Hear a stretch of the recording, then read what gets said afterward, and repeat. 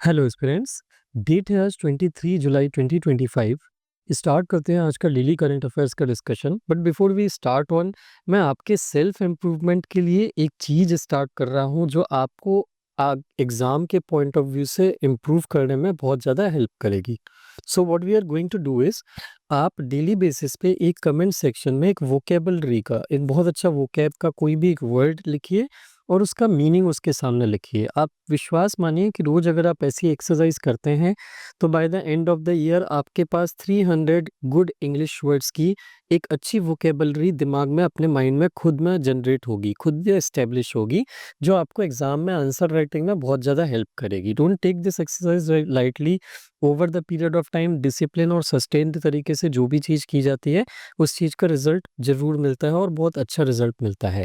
तो every day find a good English word और उस इंग्लिश वर्ड को मीनिंग के साथ यहाँ कमेंट सेक्शन में पोस्ट करिए। डेली बेसिस पे मेरे साथ डिसिप्लिन से काम करिए। जैसे मैं डेली बेसिस पे न्यूज़ के वीडियो आपको प्रोवाइड करने की कोशिश कर रहा हूँ, आप भी अपने साइड से, it is just a 2 minute activity, आप भी अपने एंड से रोज एक वोकेबलरी का वर्ड डालिए, पोस्ट करिए कमेंट सेक्शन में और उसका मीनिंग लिखिए। दैट वे आपके दिमाग में दूसरों के पोस्टिंग या दूसरों के कमेंट पे बिल्कुल डिपेंड मत रहिए कि दूसरे लोग कमेंट डालेंगे और आप उसको पढ़ लेंगे। This is not going to work. जो आदमी खुद बाहर ढूँढ के सर्च करके किसी वर्ड का मीनिंग लिखता है उस वर्ड के साथ, उसको वो चीज़ सबसे ज़्यादा मेमोराइज़ या रिमेंबर होती है। ठीक है?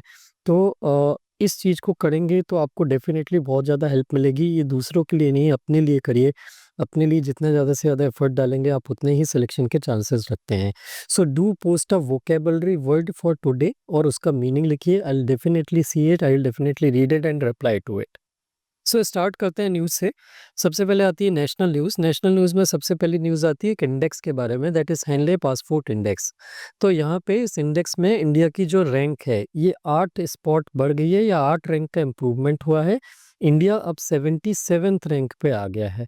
तो अब ये क्या है, ये इंडेक्स क्या है? बेसिकली इंडेक्स ये बताता है कि किसी कंट्री के डिप्लोमेटिक पासपोर्ट जो होते हैं, जिस पासपोर्ट के बेसिस पे आप एक कंट्री से दूसरी कंट्री में ट्रैवल करते हैं, उस पासपोर्ट की पावर कितनी होती है, diplomatic power in the sense कि आपका पासपोर्ट या आपकी कंट्री का पासपोर्ट कितनी कंट्रीज़ में वीज़ा फ्री ट्रैवल आपको करने के लिए अलाउ करता है, ये मेज़र करने का इंडेक्स होता है हेनले पासपोर्ट इंडेक्स। कोई कंट्री डिप्लोमेटिकली जितनी ज़्यादा पावरफुल होती है, उसके पासपोर्ट होल्डर्स को उतनी ज़्यादा से ज़्यादा कंट्रीज़ में वीज़ा फ्री ट्रैवल करने का अलाउंस होता है। दूसरी कंट्रीज़ जो हैं उसकी डिप्लोमेटिक पावर को देखते हुए उनके जो विज़िटर्स हैं, उनकी कंट्री के जो नेशनल्स हैं, उनको वीज़ा फ्री एंट्री देने के लिए अलाउ करते हैं।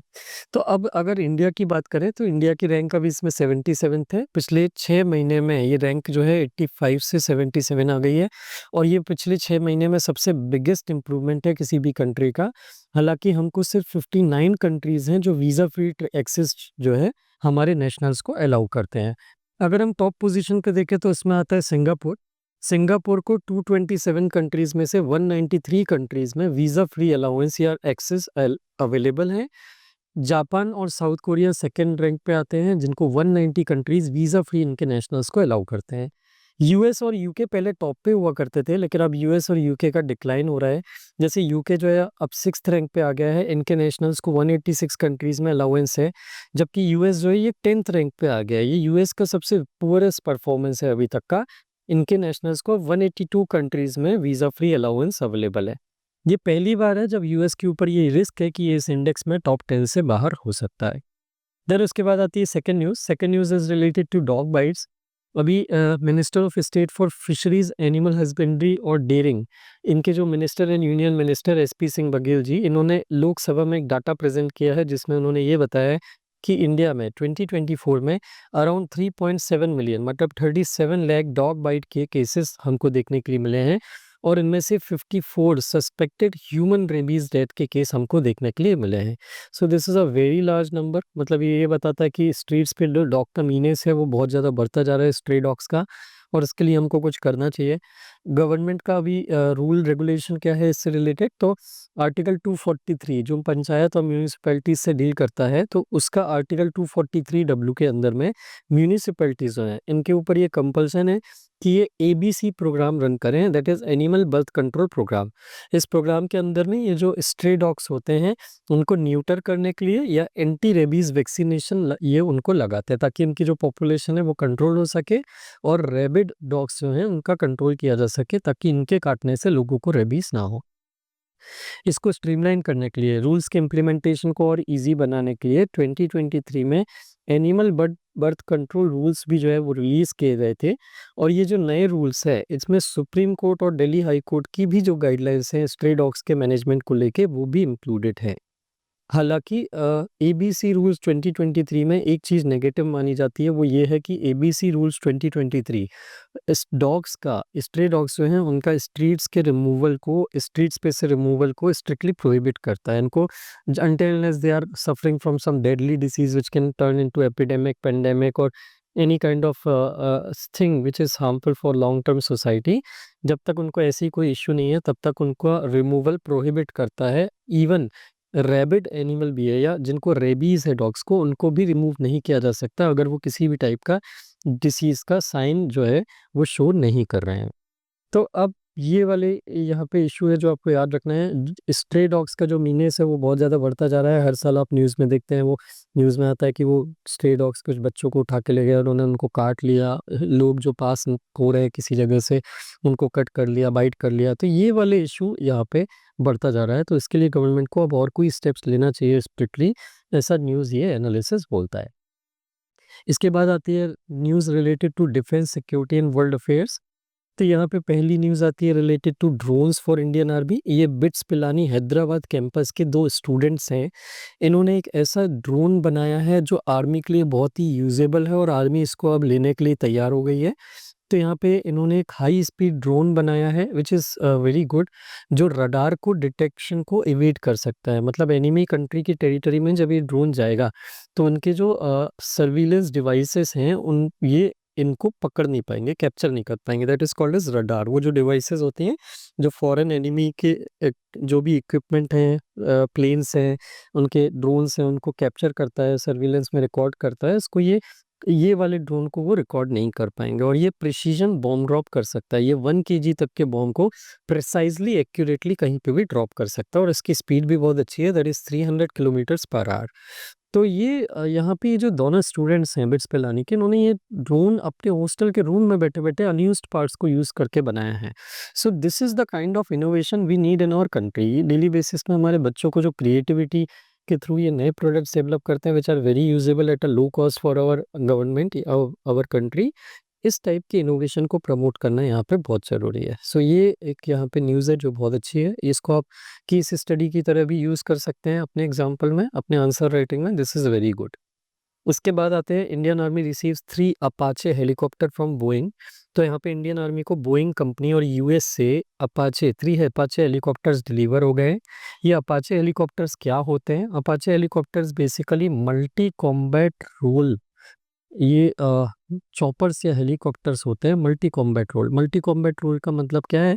मल्टी रोल कॉम्बैट हेलीकॉप्टर्स वो हेलीकॉप्टर्स होते हैं जो ना सिर्फ अटैक करने की कैपेसिटी रखते हैं बल्कि दूसरे रोल भी परफॉर्म कर सकते हैं। जैसे ये सर्विलेंस भी कर सकते हैं, रिकॉनाइसेंस भी कर सकते हैं, डिफेंस का रोल भी प्ले कर सकते हैं, लॉजिस्टिक का भी रोल प्ले कर सकते हैं। इनके मल्टीपल रोल प्ले करने की कैपेसिटी होती है। इन जनरल कोई भी प्लेन, एयरक्राफ्ट, हेलीकॉप्टर, चॉपर होता है डिफेंस में तो वो किसी स्पेशलाइज्ड पर्पस के लिए ही होता है। बट अपाचे की ये खूबी है कि ये मल्टीपल रोल प्ले कर सकता है।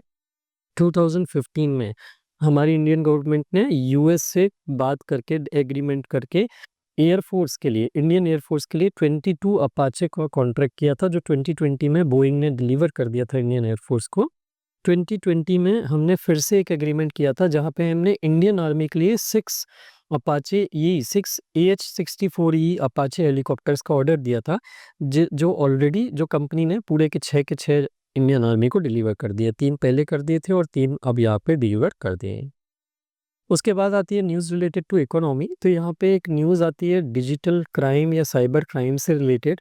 यहाँ पे जो मिनिस्टर हैं, मिनिस्टर है, minister of state for home affairs बंदी संजय कुमार, इन्होंने ऐसा डाटा दिया है लोकसभा में जिसमें ये बताया है कि इंडियन सिटीजन्स जो हैं उन्होंने 2024 में 22,000 करोड़ रुपीस लूज आउट करे हैं साइबर क्रिमिनल्स को। This is a very very huge number. हर साल आप देखते हो कि digital arrest, digital scam, financial fraud, ये सारी चीज़ें बढ़ती जा रही हैं। तो इन ये मिनिस्टर बंदी संजय कुमार जी का कहना है कि पिछले साल 2024 में 2023 के कंपैरिजन में जो साइबर क्राइम है उसमें 206% का राइज हमको देखने के लिए मिला है, और the amount lost by Indian citizens to this cyber crime is 22,800 crore, around रफली। तो यहाँ पे इन्होंने बोला है कि ये डाटा कहाँ से आया है। ये डाटा एक पोर्टल है जिसका नाम है national cyber crime reporting portal, और एक सिस्टम है that is citizen financial cyber fraud reporting and management system, CFCF-RMS। ये सिस्टम बहुत इंपॉर्टेंट है। ये पोर्टल और सिस्टम दोनों को मेंटेन कौन करता है? एक एजेंसी है जिसका नाम है Indian cyber crime coordination centre, I4C। अगर आपने इसके बारे में नहीं पढ़ा है तो इसको ज़रूर पढ़िएगा। ये साइबर क्राइम से रिलेटेड जितने भी इवेंट होते हैं कंट्री में, उनसे रिलेटेड मल्टीपल एजेंसीज के बीच में कोऑर्डिनेशन कराने में हेल्प करता है। तो इसका एक ये सिस्टम है CFCF-RMS। जिस सिस्टम में, ये सिस्टम 2021 में लॉन्च हुआ था। इस सिस्टम के अंदर में किसी भी टाइप का कोई फाइनेंशियल फ्रॉड होता है तो उसकी इमीडिएट रिपोर्टिंग की जा सकती है। इमीडिएट रिपोर्टिंग से फ़ायदा ये होता है कि साइबर क्रिमिनल्स जब एकदम से फंड साइफन कर पाएँ, उसके पहले ही हम उसको साइफन होने से ब्लॉक कर पाएँ। जैसे कोई साइबर फ्रॉड हुआ, किसी पर्सन को लगा कि उसके साथ साइबर फ्रॉड हो गया है, अगर इस सिस्टम पे वो इमीडिएटली रिपोर्ट हो जाता है तो इमीडिएटली वो जो ट्रांज़ैक्शन है वो ट्रांज़ैक्शन ब्लॉक कर दिया जाता है ताकि मनी साइबर क्रिमिनल्स के अकाउंट में ना जा पाए। तो CFCF-RMS के इस सिस्टम के अकॉर्डिंग अराउंड पिछले साल 2024 में 36 लाख इंसिडेंट हुए थे फाइनेंशियल साइबर फ्रॉड के। 2023 में इसका नंबर था अराउंड 24 लाख। तो इतना ज़्यादा यहाँ पे नंबर बढ़ गया साइबर फ्रॉड का। More and more people are becoming cyber criminals, more and more attacks are being done by cyber criminals. और 2023 में जो अमाउंट लूज आउट हुआ था by Indian citizens, that was only 7,400 crore. ये 3 टाइम्स हो गया नियरली। 2024 में इट वाज 22,800 करोड़। तो कहीं ना कहीं ये बताता है कि हमको अपने साइबर फाइनेंशियल सिस्टम को और ज़्यादा स्ट्रॉन्ग बनाने की ज़रूरत है। अदरवाइज लॉन्ग टर्म में लोगों का जो फाइनेंशियल इंस्टीट्यूशंस हैं, बैंक्स वगैरह हो गए, इन पे ट्रस्ट टूटने लगेगा और ये हमारी इकोनॉमी को बहुत ज़्यादा लॉस में ले जाएगा। This is going to cause a large amount of misery to our citizens. Then उसके बाद आते हैं एक पोल की तरफ। तो रीटर्स नाम की एक न्यूज़ वेबसाइट है। इनके एक पोल के अकॉर्डिंग इंडिया में जो वुमेन्स लेबर पार्टिसिपेशन है, ये G20 बाकी के जो G20 कंट्रीज हैं उनसे बहुत पीछे है। And it will take 20-30 years for India to basically come to this level of G20 countries, कि वो उनके बराबर वुमेन का लेबर पार्टिसिपेशन शो कर पाए। तो इनका कहना है, ये जो एक्सपर्ट है, ये र्यूटर्स जो है, इन्होंने कुछ पॉलिसी और इकोनॉमिस्ट का एक सर्वे किया और उस सर्वे से उन्होंने पूछा कि इंडिया में जो वुमेन पार्टिसिपेशन है, आप क्या मानते हैं वो कितना पीछे है या कितना नॉर्मल है? तो इन्होंने ये बोला कि G20 कंट्रीज़ के कंपैरिजन में, G20 कंट्रीज़ मतलब जो वर्ल्ड की 80% जीडीपी को कमांड करती है, जो मेजर इकोनॉमी सारी की सारी इसमें आ जाती हैं, it is going to take India at least 20 years कि वो अपनी G20 कंट्रीज़ के, बाकी की जो G20 कंट्रीज़ हैं उनके लेवल पे वुमेन के पार्टिसिपेशन को वर्कफोर्स में ला पाए। तो यहाँ पे ओवरऑल जॉब क्रिएशन जो है वैसे ही, मतलब ये एक्सपर्ट्स का कहना है कि वैसे ही जो इंडिया की बढ़ती हुई यंग पॉपुलेशन है, जिस रेट से वो बढ़ रही है, उस रेट से जॉब्स नहीं बढ़ रही हैं, तो ओवरऑल जॉब क्रिएशन वैसे भी कम हो रहा है। और उसमें भी वुमेन जो है, जैसे जो टोटल पॉपुलेशन, वुमेन जो टोटल पॉपुलेशन का हाफ ऑफ पॉपुलेशन बढ़ाती है, वो वर्कफोर्स से लार्जली एब्सेंट हैं। और मोस्ट ऑफ द वुमेन जो जॉब्स में है भी, वो फॉर्मल जॉब में नहीं है, सैलरीड जॉब में नहीं है, वो इनफॉर्मल जॉब में है, जो टेम्परेरी टाइप के वर्क होते हैं जिसमें सैलरी बहुत कम होती है, ये उनमें एम्प्लॉयड है। गवर्नमेंट के हिसाब से official female labour force participation rate कितना है? That was 31%। गवर्नमेंट का कहना है कि ये 2023-24 में 31% पहुंच गया है फ्रॉम अर्लियर 27%। मतलब 4 साल पहले, 5 साल पहले इट वाज 27%, 5 साल में बढ़ के ये 31% पहुंच गया है सर्वे के अकॉर्डिंग। बट स्टिल ये गवर्नमेंट का जो गोल है, पर्टिकुलरली प्राइम मिनिस्टर का जो गोल है, जिसमें वो 2047 तक 70% तक इसे पहुंचाना चाहते हैं, उससे बहुत पीछे है। और जिस रेट से ग्रो हो रहा है उस रेट से कोई उम्मीद नहीं है कि ये 2047 में 70% तक पहुंच पाएगा। अगर हम G20 कंट्रीज़ की रैंकिंग करें तो इंडिया G20 कंट्रीज़ में वुमेन लेबर पार्टिसिपेशन में सबसे बॉटम पे है। इनफैक्ट बांग्लादेश और भूटान जो नेबरिंग कंट्रीज़ है, जो हमसे पुअर हैं, ये इनसे भी हमारा जो G20 का हमारा जो वुमेन पार्टिसिपेशन रेट है, ये कम है। ओवरऑल एवरेज की बात करें तो G20 कंट्रीज़ में ऑन एन एवरेज 50% वुमेन का पार्टिसिपेशन रेट है, जो इंडिया से बहुत आगे है। उसके अलावा एक और रॉयटर्स ने ये जो नेक्स्ट न्यूज़ है, रॉयटर्स ने एक और जो है सर्वे किया था। उस सर्वे में उन्होंने ये बोला था कि क्या इंडिया में जो अनएम्प्लॉयमेंट का डाटा है, वो सही है कि नहीं है? क्या इंडिया में गवर्नमेंट जितनी अनएम्प्लॉयमेंट क्लेम करती है, उतनी ही अनएम्प्लॉयमेंट है कि नहीं? तो ये जो एक्सपर्ट्स हैं, इंडिपेंडेंट इकोनॉमिस्ट हैं, इनका कहना है कि ऑफ़िशियल इंडिया का जो जॉबलेसनेस का डाटा है अनएम्प्लॉयमेंट का, ये एक्यूरेट नहीं है। हमारे यहाँ अनएम्प्लॉयमेंट गवर्नमेंट के स्टैटिस्टिक्स से काफ़ी ज़्यादा है। 70% ऑफ इंडिपेंडेंट इकोनॉमिस्ट जिनको पोल या जिनसे सर्वे लिया गया था उन्होंने ये बोला कि ऑफिशियल अनएम्प्लॉयमेंट रेट हमारा जो जून में 5.6% बताया जा रहा है, इससे जस्ट नियरली डबल है। जैसे ये जो 70 जितने भी इंडिपेंडेंट इकोनॉमिस्ट से हमने सर्वे किया रीटर्स ने, उनमें से 70% इकोनॉमिस्ट ने बोला कि एटलीस्ट इंडिया का जो अनएम्प्लॉयमेंट रेट है, वो गवर्नमेंट के स्टैटिस्टिक्स से एटलीस्ट डबल है। एटलीस्ट अराउंड 10% यहाँ पे अनएम्प्लॉयमेंट रेट इंडिया में है। और इसको वो किसको अस्क्राइब करते हैं, ये फॉल्टी डाटा कलेक्शन या फॉल्टी अनएम्प्लॉयमेंट रेट गवर्नमेंट कैसे वो रिपोर्ट करती है, क्यों रिपोर्ट करती है, उनके हिसाब से कहाँ से फॉल्ट आ रहा है? तो उनका कहना है कि इंडिया में स्टैटिस्टिशियंस जो हैं, जो ऑफिशियल स्टैटिस्टिशियंस हैं, वो अनपेड फैमिली लेबर जो होता है, जैसे घरों में, जैसे रूरल एरियाज़ में जो लोग हैं, फैमिलीज़ हैं, वो अपने खेत में वो पूरा एज़ अ फैमिली काम करती है, एज़ अ लेबर। तो वो जो अनपेड फैमिली लेबर है, जैसे किसी के घर का कोई बच्चा है, वो खेत पे काम कर रहा है, उसको कोई सैलरी तो मिल नहीं रही, वहाँ पे कोई वेज तो मिल नहीं रहा। लेकिन उस अनपेड फैमिली लेबर को भी वो एम्प्लॉयमेंट में गिनते हैं, या कोई आदमी जो अपने सिर्फ सर्वाइवल के लिए काम कर रहा हो, उसको भी ऑफिशियल एम्प्लॉयमेंट में काउंट करते हैं। सो जो इंटरनेशनल नॉर्म्स के अगेंस्ट में, इंटरनेशनल नॉर्म्स में इनको एज अ जॉब या एज अ एम्प्लॉयमेंट कंसिडर नहीं किया जाता, और इसीलिए ये जो हमारा एम्प्लॉयमेंट रेट है, वो अनएम्प्लॉयमेंट रेट है, वो जितना ग्राउंड लेवल पे एग्जिस्ट करता है, उससे काफ़ी ज़्यादा है। देन उसके बाद बात करते हैं पीएलआई स्कीम की। तो यहाँ पे प्रोडक्शन लिंक्ड इंसेंटिव स्कीम के बारे में एक अपडेट है। गवर्नमेंट ने सब बताया है कि जब से ये पीएलआई स्कीम उन्होंने चालू करी है अक्रॉस 14 सेक्टर्स, तब से उनके पास 806 एप्लीकेशंस अप्रूव आई हैं। मतलब आई तो इससे ज़्यादा है, लेकिन 806 एप्लीकेशंस वो पीएलआई स्कीम के अंदर में अप्रूव कर चुके हैं। What is PLI scheme? PLI scheme का मतलब होता है कि अगर कोई फैक्ट्री, कोई मैन्युफैक्चरिंग इंडस्ट्री अगर अपना प्रोडक्शन और एक्सपोर्ट बढ़ाती है, तो जितना एडिशनल प्रोडक्शन और करती है वो एक्सपोर्ट पर्पसेस के लिए, गवर्नमेंट उन एडिशनल एक्सपोर्ट या एडिशनल प्रोडक्शन पे उन इंडस्ट्रीज़, उन कंपनीज़ को कुछ फाइनेंशियल इंसेंटिव देती है, ताकि वो ग्लोबल मार्केट में कम्पीट कर पाएँ दूसरी कंट्रीज़ की कंपनी से। तो ये जो स्कीम है, ये अभी 14 की सेक्टर्स के लिए चल रही है। This is a very very extremely important scheme both for prelims and for mains. जैसे यहाँ पे मैं जो आपको ये डाटा बता रहा हूँ, ये मेंस के लिए एक्सट्रीमली इम्पोर्टेंट है। तो 14 की सेक्टर्स हैं, जैसे कि telecom, electronics, pharma, textile, auto, इनके लिए ये पीएलआई स्कीम चल रही है। यहाँ पे आउटले गवर्नमेंट का 1.97 लाख करोड़ है। ये स्कीम 2021 में इतने आउटले के साथ अनाउंस की गई थी, और इस स्कीम के अंदर में अभी तक 1.76 लाख करोड़ रुपीस जो है, ये रियलाइज़ हो चुका है मार्च 2025 तक।